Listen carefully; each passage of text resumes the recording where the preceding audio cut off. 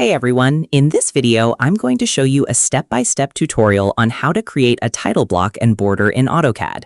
A title block is a standardized section of a technical drawing that contains important project information, such as the drawing title, project name, drawing number, scale, date, revisions, and author details.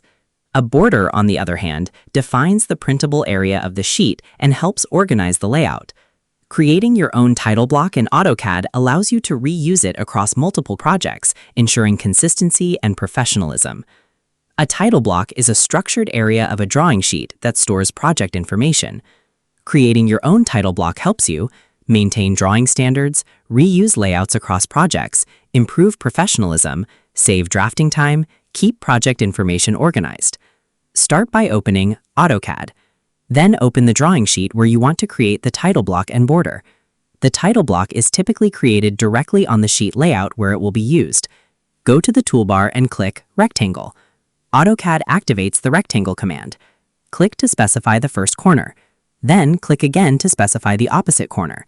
Result: a rectangle is created. This rectangle becomes the outer border of the drawing sheet. Now click Offset from the toolbar. The Offset command creates a parallel copy of an object at a specified distance. Specify the offset distance, then press Enter. AutoCAD asks you to select the object. Click the border rectangle. And now specify the offset direction. Result: a second rectangle is created parallel to the first one. The inner rectangle creates a margin between the border and the drawing area. Go to the command line and type X, then press Enter. X is the shortcut for Explode. Then select the rectangle. Now the rectangle is broken into individual lines. Individual lines can be modified separately when creating title block sections. Click Offset again. Then specify a distance for the title block section. Select the border line, then click the line you want to offset. Click the side where you want the new line to appear. Result: a new parallel line is created. These offset lines form the rows and columns of the title block. Repeat the offset process as needed. You're creating the boxes that will hold different pieces of project information. The title block structure gradually takes shape.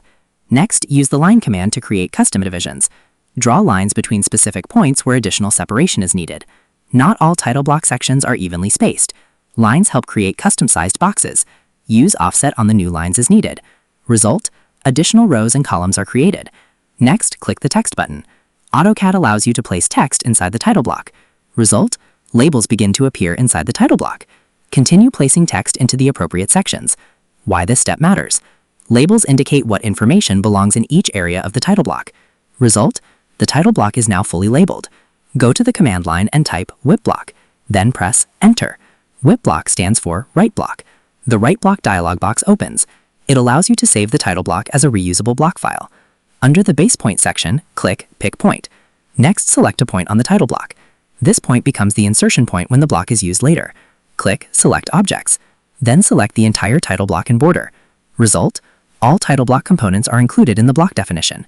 Click OK. AutoCAD saves the title block as a reusable block file.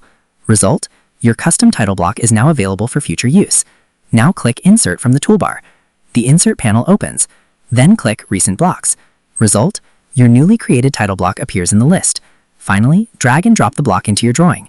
Result: you now have a reusable title block and border ready for future projects.